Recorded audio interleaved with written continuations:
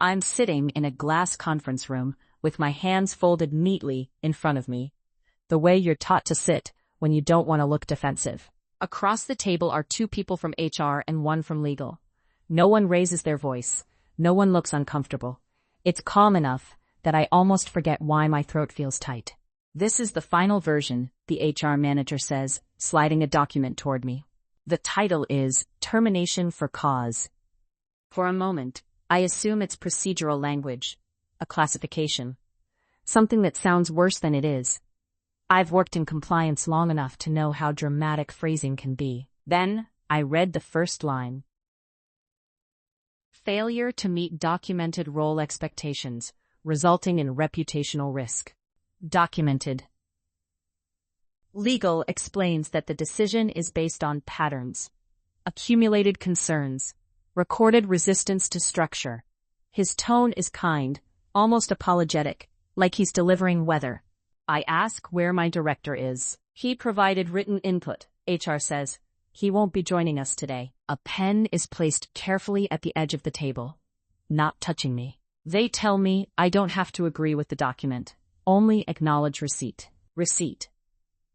I look at my name already typed beneath employee signature and understand with a strange calm that nothing violent happened here. Just paper. Just tone. Just records I helped create. I didn't think of myself as vulnerable to manipulation because I trusted systems. Not blindly, professionally. I believed in process, documentation, restraint. I believed that if you behaved properly, the structure would protect you. At Hawthorne and Lyle, that belief felt justified. The firm was conservative in the Canadian way, measured, polite, allergic to spectacle. People didn't threaten, they scheduled. They didn't accuse, they flagged. Damage arrived wrapped in neutral language and calendar invites. I worked in compliance as a project coordinator. Mid-level, dependable. The kind of role designed to absorb responsibility without authority. I liked it because it was precise. Rules existed.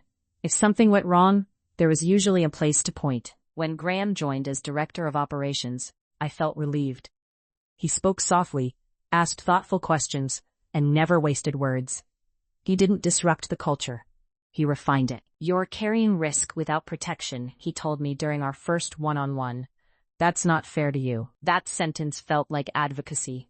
He proposed formalizing my role, not expanding it, he said. Clarifying it. Clear scope, clear expectations, less ambiguity. 2 days later, HR sent a revised job description and a temporary performance framework. The language was careful, almost flattering. It described outcomes I was already informally supporting, framed as official responsibilities.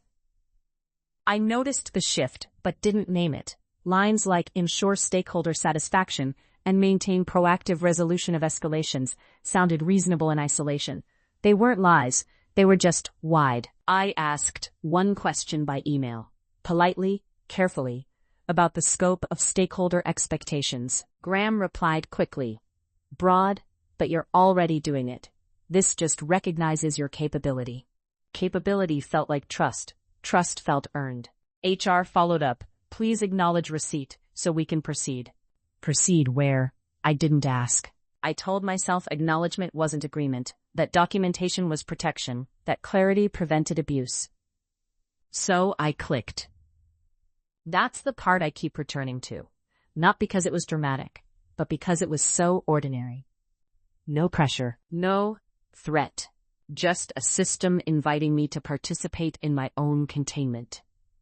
And I did, because everything about it felt proper. After the acknowledgement, nothing changed all at once. That was what made it easy to stay calm. The work didn't suddenly double.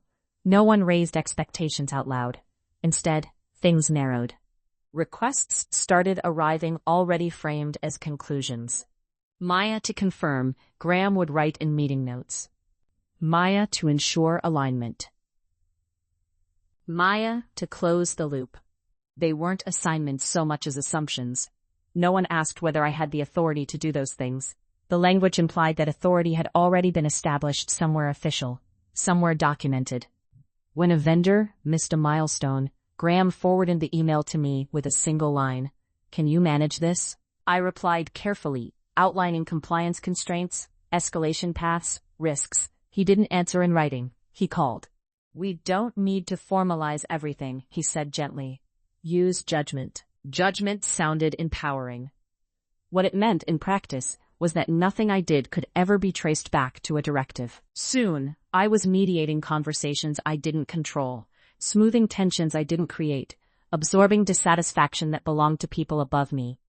I kept things moving because stopping them would have required permission, and permission required documentation. Documentation, Graham told me, created friction. "I want to protect you from that," he said during our weekly check-in. "You don't want your name associated with conflict." The check-ins were new. 30 minutes, Mondays, always labeled Performance Framework Review. Graham brought a printed sheet each time. Not a form exactly, more like a rubric. Categories, descriptors, small boxes. Ownership. Responsiveness. Stakeholder confidence. He'd mark them quietly, explaining as he went. "This isn't punitive," he'd say. "It's developmental." I asked once whether HR saw these. He smiled. "Only if they need to. Right now, this is just between us." That reassurance mattered more than it should have. It made the meetings feel safe, contained, almost confidential. The problem was that the standards kept shifting without ever being rewritten. Ownership began to mean outcomes, not effort. Responsiveness began to mean availability outside my role. Stakeholder confidence became my responsibility, even when decisions were made without me. When I pushed back, carefully, politely, I was told I was being rigid. "You're very process-oriented," Graham said once, like it was an observation, not a warning. "Sometimes you need to trust the intent." Trust the intent. Avoid the paper trail. Be flexible. I complied because each request, taken alone, sounded reasonable. Because nothing felt like abuse when it arrived as concern. Because the language stayed calm, even as the ground shifted. By the fourth check-in, the rubric looked different. Same categories, new wording. Ownership became accountability. Responsiveness became urgency. Stakeholder confidence became trust recovery. Recovery implied damage. Urgency implied failure. But no one told me what I'd failed at. I noticed my name appearing in more emails, in threads I hadn't started, in summaries that framed issues as resolved because I was now involved. I was becoming the visible point of contact for invisible decisions. Still, I told myself this was growth, that responsibility always feels heavier before it feels earned, that if I stayed precise, stayed calm, stayed proper, the system would eventually recognize the imbalance. What I didn't see yet was that imbalance was the design. And I was being trained, gently and professionally, to hold it without complaint. The email from HR arrived mid-morning, tucked between 2 vendor updates and a calendar reminder. The subject line was neutral enough to ignore. Documentation follow-up. Action required. I opened it because that's what I do. I don't let things sit. Inside was a single sentence and an attachment. Please review the attached performance improvement plan and acknowledge receipt so we can proceed. Proceed again. That word had started to feel directional, like something with momentum I couldn't step out of. The document opened cleanly. My name, my employee number, my department. No errors. That almost mattered more than if there had been one. The language was calm, careful, familiar. It listed areas for development that looked suspiciously like Graham's rubric, translated into firmer nouns. Ownership gaps, communication lapses, inconsistent follow-through resulting in reputational exposure. Reputational exposure to whom, it didn't say. One line stopped me. Demonstrated resistance to corrective structure. Resistance. I read it twice, trying to locate the incident it referred to. There were no dates, no emails, no examples, just a pattern described as fact. I forwarded the document to Graham with a single sentence. Is this a mistake? He called within minutes. His voice was calm, practiced. I was hoping we'd talk before you reacted. Reacted to what? I asked. My tone stayed even. That felt important, like evidence. This isn't disciplinary, he said. It's support. HR just formalizes what we've been discussing. What exactly have we been discussing? I asked. There was a pause, not silence, but the sound of someone choosing phrasing. Recurring issues, he said. You know, we've reviewed them. I asked for specifics. He didn't refuse.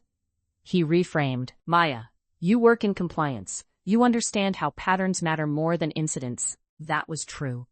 And he knew it. I asked whether the weekly check-ins were now part of my file. They weren't at the time, he said. But when concerns persist, documentation has to reflect reality. Reflect reality, as if the document were a mirror instead of a construction.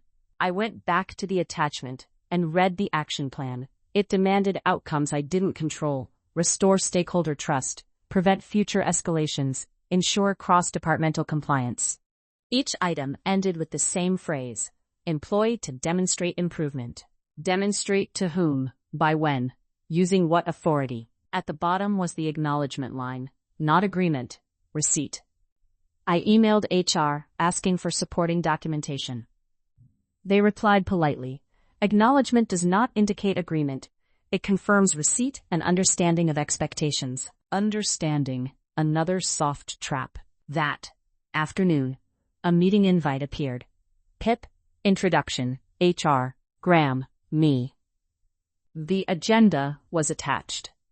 Under objective, it read, align employee performance with documented role expectations. Documented. I realized then that the document wasn't accusing me of failure.